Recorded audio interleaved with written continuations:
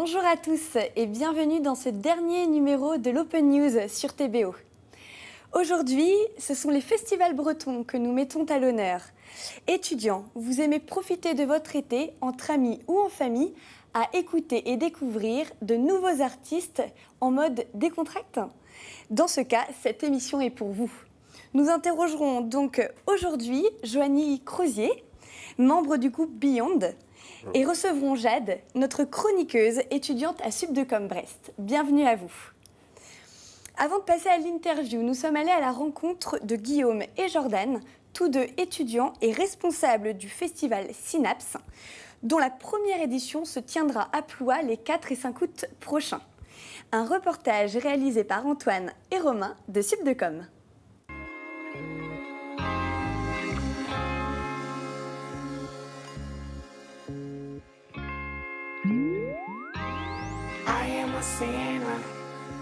Who's probably gonna sin again. Lord forgive me, Lord forgive me, things I don't understand. Le festival Synapse va se dérouler à la plage du Palu à Ploie, donc sur le parking qui est situé au-dessus. Donc nous on a cherché dès la première édition d'avoir un spot impressionnant et donc là c'est pour ça, vu que nous on habite sur Ploie ou dans les environs, on est heureux de pouvoir utiliser la plage de notre enfance où on a joué pour exploiter ce site et faire notre festival. On est fan de musique électronique dans la vie de tous les jours, mais on adore voir et toucher à plusieurs horizons. Du coup, pour toucher tout le public possible, il fallait voir large. Donc on a eu l'idée tout de suite de proposer 2 scènes. Une scène principale donc, qui sera ouverte à côté de ce cadre, qui proposera donc plusieurs styles de musique avec du hip-hop, du reggae, du rap, du folk, de la pop. Et puis une scène 2 donc, qui va être dans une salle de spectacle où on retrouvera donc une vingtaine de DJ qui viennent de toute la Bretagne et qui recensent une dizaine de collectifs. C'est vrai que l'association a été créée il y a quelques temps déjà. On a fait des démarches auprès de la mairie pour savoir si c'était en accord pour nous laisser le site. Et du coup, donc, nous on a monté un dossier, on a été le présenter, donc c'est avec plaisir qu'ils ont accepté notre offre. Et puis au jour d'aujourd'hui, c'est eux qui font toutes les démarches auprès de la préfecture, etc. Donc c'est un vrai soutien pour nous et ça montre la qualité qu'on a envie de mettre au festival, quoi. Sur Facebook, on t'appelle le nom de l'artiste qu'on aurait aimé voir à notre festival, qu'on contacte et puis qui nous répond, qui nous donne un prix tarifaire ou qui tout simplement est déjà pris pour ces dates-là. Donc ça va très vite. Et à partir de là, on a fait un tableau où on a recensé les prix des artistes, les styles musicaux, et puis il a fallu faire une sélection et réserver ces artistes. On a commencé par se dire que ça allait coûter très cher de faire une programmation sur 2 scènes. Et pour une première année, ça n'aurait pas été possible pour nous de proposer quelque chose de sympa si on mettait un budget moyen dans tous les artistes. Donc à partir de là, on a proposé pour la scène 2 de faire participer tous les collectifs bretons. Donc c'est souvent des potes, mais aussi des collectifs qu'on apprécie aller voir en soirée. Donc il y aura la Submarine par exemple de Lorient, il peut y avoir la Reine des Voyous de Rennes, la Menuiserie de Morlaix, etc.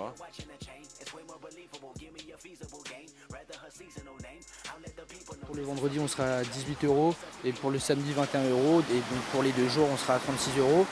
On a également créé un site internet, donc vous pouvez, il y a un onglet exprès pour s'inscrire en tant que bénévole et puis donc un lien vers la billetterie. Puis rendez-vous du coup le 4 et 5 août.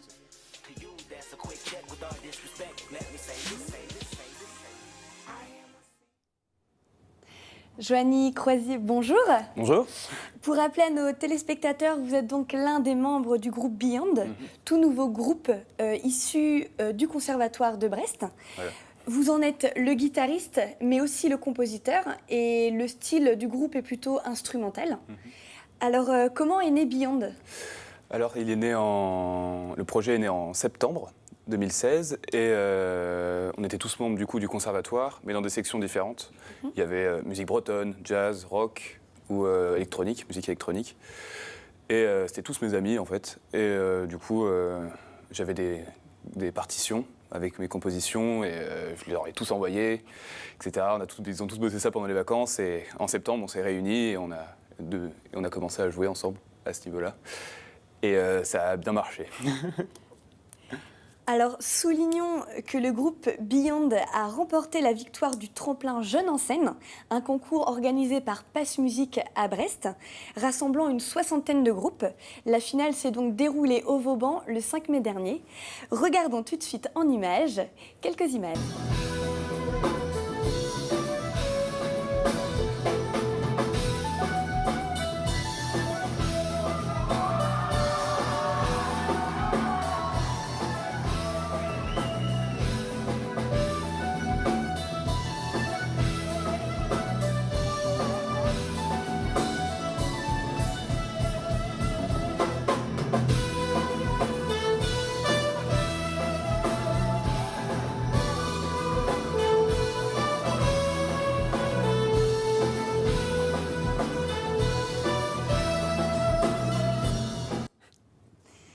Comment vous aviez vécu cette soirée de victoire? C'était super, vraiment, c'est vraiment amusé. Les autres groupes étaient vraiment sympas. Du coup, il y avait aussi des amis. Vous avez sympathisé entre vous? Oui, voilà, c'est ça. Dans ce tremplin, ils cherchent vraiment à qu'on apprenne à se connaître ensemble, etc. Il y a des réunions, du coup, on se connaissait déjà. Une bonne ambiance. Voilà, super ambiance. Vraiment, c'était très sympa. Alors, qu'est-ce que cette victoire vous a apporté de manière générale? Alors, ça nous a permis de jouer dans des festivals, dans plusieurs festivals, et ça, c'est vraiment, ça nous a fait vraiment chaud au cœur. Ça nous a permis, du coup, d'avoir de la visibilité, d'apprendre à jouer dans un festival, tout simplement, à gérer ça, et c'était vraiment bénéfique pour nous. Bon, pour un groupe, je pense que c'est ce qu'on recherche un peu tous. Du coup, c'était super. Alors justement, ajoutons que vous vous êtes déjà produit sur quelques festivals, notamment le festival Unisson près d'Orléans, donc à Saint-Jean-de-la-Ruelle, dans le centre Val-de-Loire. Et c'est vrai qu'on a plus l'habitude d'assister au festival en tant que festivalier, mais ça donne quoi du côté artiste? Alors, on s'amuse tout autant, parce qu'on fait de la musique et c'est ce qu'on aime, du coup, voilà. Après, on est beaucoup plus centré, c'est aussi un peu notre métier, du coup, c'est un peu, on va dire ça, c'est un peu, on sait qu'on va là pour, d'une certaine manière, se vendre par rapport au public et qu'on est là pour se donner, et du coup, on a aussi une optique un peu plus sérieuse, mais après, on rencontre beaucoup de gens, c'est génial, dans les loges, c'est super, voilà, il y a pas mal de rencontres et le temps passe vite, Une ambiance chaleureuse. Ouais. Et en général, on mange bien. Je n'en doute pas. Alors, où est-ce qu'on peut vous voir sur scène cet été? Des dates, des événements à retenir? Alors, à la fin de la semaine, le samedi 24, on joue au Festival des Sables Blancs à Douarn. D'accord. Après, il y aura le Festidreuse le 7 juillet. Concarneau by Night à Concarneau. Et, Quand ça Alors, je regarde la date. Le 28 juillet, et ça sera avec d'ailleurs Atome, qui est un autre gagnant de Jeunes en scène, mais de la section plus jeune. D'accord. Et pour finir, on va faire les filets bleus aussi. Très bien. Plus tard trad. dans l'été? Ouais, plus tard dans l'été. Merci beaucoup d'avoir répondu avec enthousiasme à nos questions. Merci à vous. Poursuivons donc sur ce même thème, les festivals en Bretagne avec Jade, notre chroniqueuse, étudiante à Subdecom Brest. Alors, qu'est-ce que vous allez nous proposer aujourd'hui, Jade? Alors déjà, bonjour à tous. Donc, alors au programme aujourd'hui, donc 2 chroniques réalisées par les étudiants du Brest Open Campus. Donc, les étudiants de l'EPSI ont réalisé un reportage sur le thème de la robotique. Alors, avec le robot du campus Nao, donc Élodie, je ne sais pas si vous savez qui est le fameux robot Nao. Ça me parle. Eh bien, on va tout de suite le découvrir avec le reportage présenté par Cédric. Bonjour à tous. Aujourd'hui, nous allons entrer dans le monde de la robotique.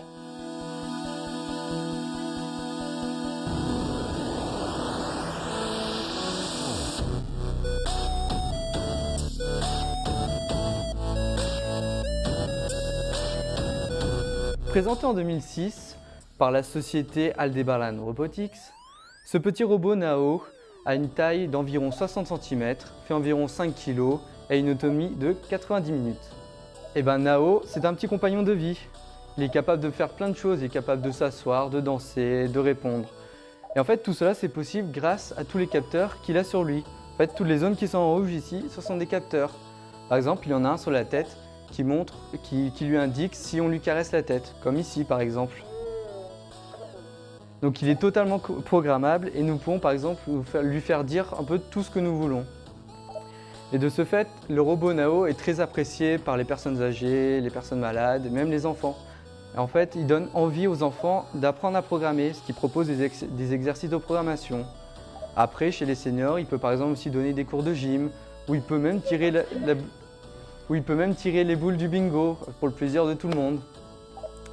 Mais je crois que Nao là veut nous dire un petit mot. Bonjour TBO, je suis ici pour me présenter. Je suis le robot Nao. Je suis français, cocorico. Bon les gens, moi je vous laisse. Je commence à être à plat, Kenavo. Donc voilà, j'espère que cette présentation du petit robot Nao vous a plu et qu'il vous retrouvera bientôt dans de nouvelles aventures.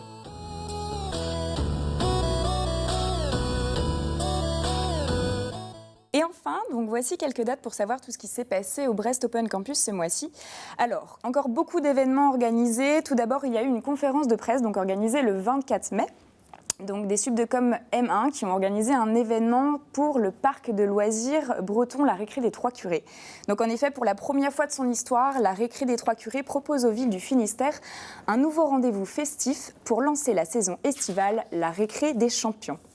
Un challenge sportif, donc par équipe, avec des épreuves ludiques et sportives, où enfants et adultes, familles et amis, sportifs et amateurs participeront durant les week-ends du 25 juin et du 2 juillet au cœur du parc de loisirs. Au programme, des courses, des énigmes et beaucoup de bonne humeur. Ensuite, le 1er juin, les IFAG B1 ont présenté leur projet de développement durable en visio. Donc bravo à Christopher, François, Adidja et Saïda pour leur investissement.